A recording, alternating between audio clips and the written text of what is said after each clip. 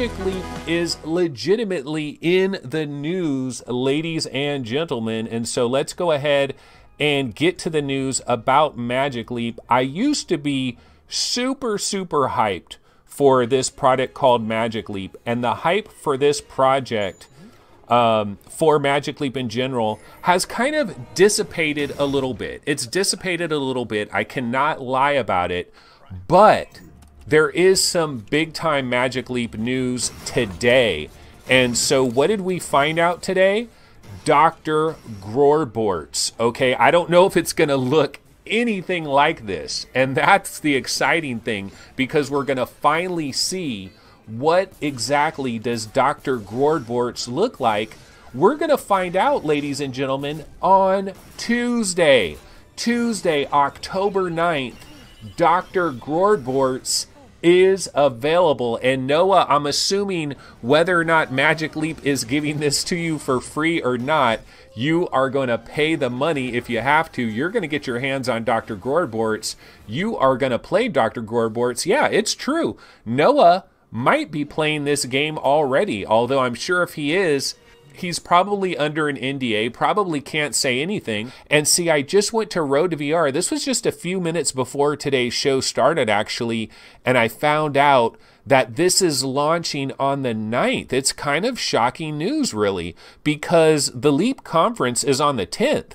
So they're letting the cat out of the bag one day early. I imagine there's going to be videos all over YouTube showing exactly what this looks like, and there's going to be a lot of people talking about exactly what this looks like, the reality of Dr. Grordbort's from what we thought it might be with that old video that I'm playing here, this video that we're seeing here. You know, obviously it's not this video. We don't think it's going to look quite like this, but it will be super interesting to see the difference, because I'm sure some people are going to have these A/B videos, you know, where they're going to put this on one side of the screen and then they're going to put the real Magic Leap video on the other side of the screen, and kind of, here was the promise and here is the reality. So that's what we're going to find out about Dr. Grordbort's. And the other question, the other shoe that needs to drop is, will Dr. Grordbort's, is this going to be the kind of software that really makes us jealous? Because I don't know that there is anything currently available right here and right now in the Magic Leap world, in their store. Is there anything that is currently available right now that is like, you really want to buy this product because you want to try this experience? I don't think they have that. They don't have their Astro Bot. They don't have their Resident Evil 7. They don't have their Wipeout VR. They don't have their Fallout 4 VR. They don't have their Beat Saber. They don't have something like that. And depending on what Dr. Grordbort's ultimately turns out to be, that could possibly be that. Now, for some reason, I have kind of a sinking feeling.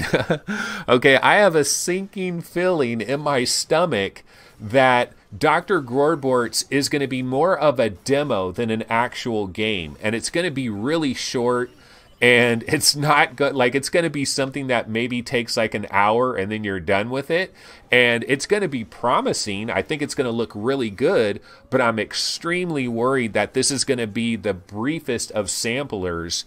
You know what it could be, honestly? It could be basically the equivalent of Robots Rescue, which was like that little 13-minute episode that we got on October 13th, 2016, a 13-minute preview for Astro Bot. That's kind of what Dr. Grordbort's could end up being.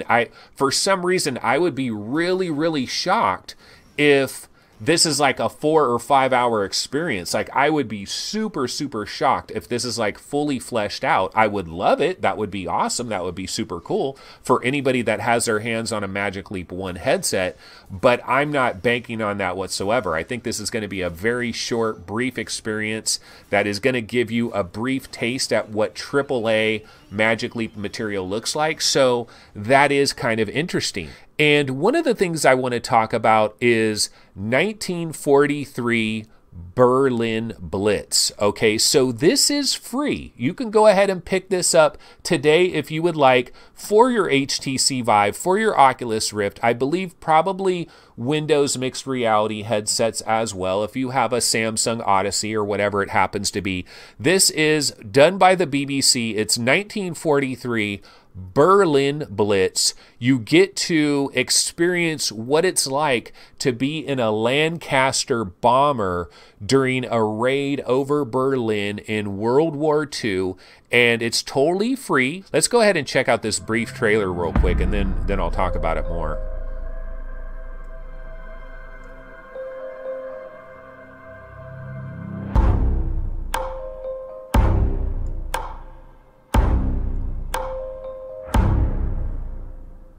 And we're starting weaving.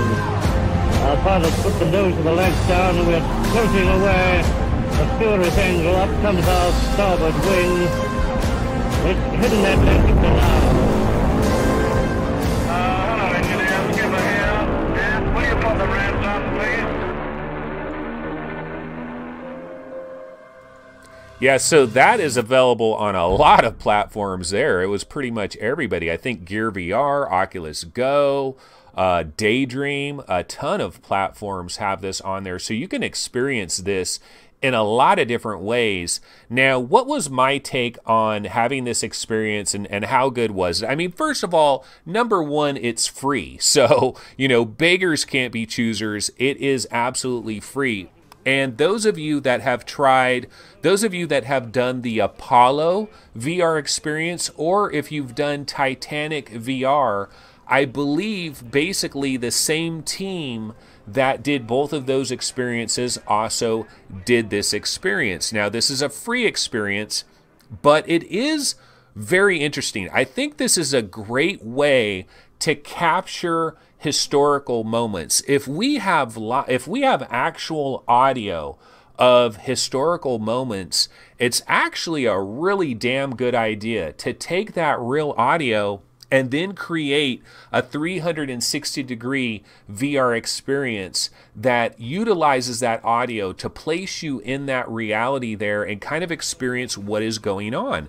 And you do kind of get the feeling of what it would be like to be in this kind of situation. You can hear it in their voices as they're talking back and forth. It's basically this main announcer guy that I think is talking most of the time, but every once in a while he'll talk to one of the other crew members. And I think he was on, or I don't know exactly what happened here, but basically it was a bombing raid that they did where they flew all the way from England through the Netherlands and then into Berlin, and they dropped a payload of bombs, and then they safely got back to England.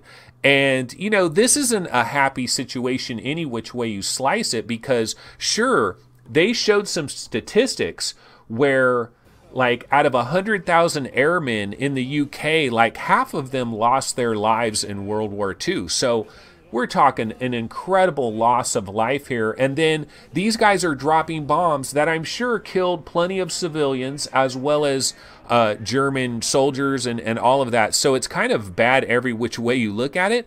But you know what? This is real history, and it is cool to have these experiences. I think VR can be a great learning vehicle, a learning mechanism to help you learn historical things. When I was experiencing this, I couldn't help but think about like the assassination of John F. Kennedy, you know, audio of that's playing, and then have a 3D viewpoint, although everybody's going to argue what really happened there. Or for example, like the assassination of Martin Luther King, or maybe the inauguration of FDR or something like that, or some of these famous speeches or stuff, to recreate it in 3D where you can kind of look all around, you're looking at the crowd, experience it.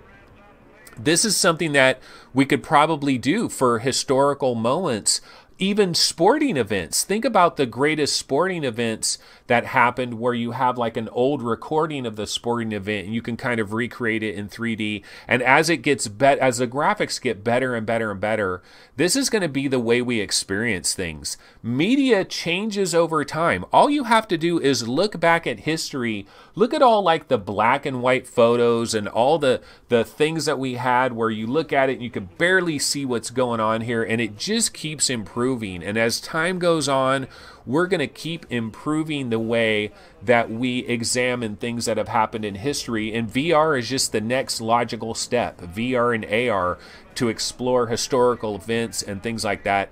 Super cool. So super awesome. Well worth the download. Not terribly exciting. I'm not going to rant and rave like, oh my God, this is a super powerful experience. I kind of think the Anne Frank thing was probably maybe better than this in my opinion, but this is still worth checking out. It's very dark in there. The whole experience is kind of dark. And 1936 Olympics in Berlin. Yeah, exactly. That would be super cool. There's all kinds of different historical things that have happened where you might have audio for it, and it was done before we had really good cameras and that type of thing. And so recreating it in 360 degrees is actually kind of a really cool idea. So that would be super cool. The crazy thing is that honestly, guys, I think I was right the very first day. That first day when I was raving about Astro Bot, saying it's basically the best VR game ever. Okay, maybe not the best VR game ever, but it does belong, I think, up there with Fallout 4 VR, with Skyrim, with Talos Principle, with Lone Echo, with the best VR games you've ever played. And it's probably the best PlayStation VR game, period. I'm going back to my original thoughts, and the reason why is because I've experienced some incredible levels. Last night I played back to the honeymoon, baby, back to the honeymoon. Last night I played probably a couple of hours of this game. All these different levels that you're seeing here, pretty much tried all of this stuff, and I got to the minecart level. Oh my God, dude. The very first minecart level that you're in, so freaking awesome. I did the boss with the octopus. I did the octopus boss. That was really entertaining. I got into a number of these different swimming levels. I did this level right here that we're seeing right here, but I also did the level where you're swimming in the inside of a whale, and the waves are going up and the waves are going down. There's just stuff that is done in this game that is just so much better than I've seen from anybody else. The thing that Astro Bot has pretty much over I honestly don't believe this is hyperbole from the standpoint that I believe Astro Bot may be the most polished, made for VR experience we've ever seen, period, on any platform. And I don't think you can argue this. I think this is the most polished overall experience from top to bottom. Everything that happens inside the headset, every little sound effect, everything. There's no jank. There's no times where it's just blank in your headset. There's no times where you have that weird VR stuff where it's kind of like you got to deal with it. Everything is so dialed in, so polished, so magical. Look at him. He's swimming around there in a little floaty, a little inflatable floaty. The entire level where he is inside the whale, he has a little floaty around him. It is just adorable. It almost is beating you over the head with cuteness and just absolute adorability. I mean, it's ridiculous. It's almost too much. It's almost too far. It is too cute. It is too cheerful. It is too rainbows and sunshine. Now, the one downside I did say is it's probably too easy. It's probably too easy. Lethal Weasel VR says Lone Echo is pretty polished. Lethal, you haven't played this because this is even more polished. I don't think there's anything more polished than this, and I don't think this is up for debate. This is not a question of whether you like 3D platformers or not, or whether you think that third-person VR is kind of lame and you like to be fully immersed. I understand all those arguments, and all those arguments may indeed be valid. I'm just talking purely about polish and spit shine, and Astro Bot is ridiculous. It is ridiculous. Every little nook and cranny of this game is finely polished. There's no jank. Now, is there some negatives? The negative is that the game overall is probably too easy, but the other big negative is I really wish I had the ability to rewind the game. Those of you that are playing this game, you know what I'm talking about here. You're playing Astro Bot, you're having a great time, you're looking around, you're exploring things, you're climbing up on different platforms, you get a little bit too far, the camera goes zzz, and it moves you. Now you're in a new segment and you cannot get back to where you were 10 seconds ago. And there's some other robots that are crying back there that you didn't find for some reason. And now you're too far gone. You can't get back there. So if there's one thing I could ask for, the one thing I would ask for is a rewind feature like they have in like the Forza Horizon series. You know, Forza Horizon.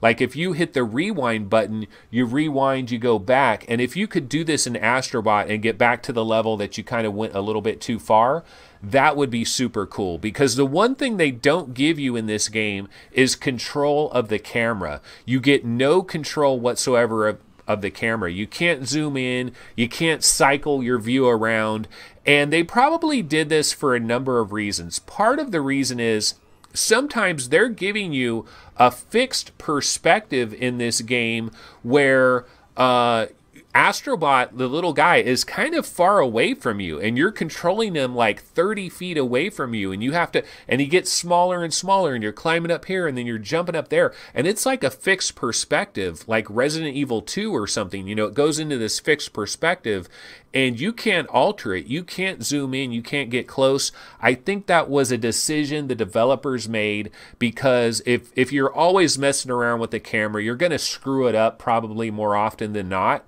And so it's probably better that they don't give you that option. With Astro Bot doing so well with mainstream gaming media, one thing that I'm super curious, I used to always listen to Giant Bomb, the Giant Bombcast, you know, their podcast. Like the Giant Bombcast and DLC with Jeff Gertsmann, those were probably my two favorite podcasts of all the podcasts I used to listen to back in my pancake days. I listened to Bombcast all the time. I listened to all kinds of podcasts. I was a podcast junkie back in the days. And I'm really curious to see what like Jeff Gertsmann is saying about Astro Bot, you know, or what Jeff Gertsmann might say about transference, or did Jeff Gertsmann play Windlands 2? I'm kind of curious about like, or Jeff Gertsmann, you know, on DLC, like what did he think of transference? What did he think of Windlands 2? Is he raving about Astro Bot? Kind of curious what like, when is mainstream, when are they going to come over to VR? How are they still interested in flat? How does flat still do it for them? I know flat pays the bills. Flat gaming pays the bills for a lot of these websites like IGN and all of that. There aren't enough VR fans to cover it.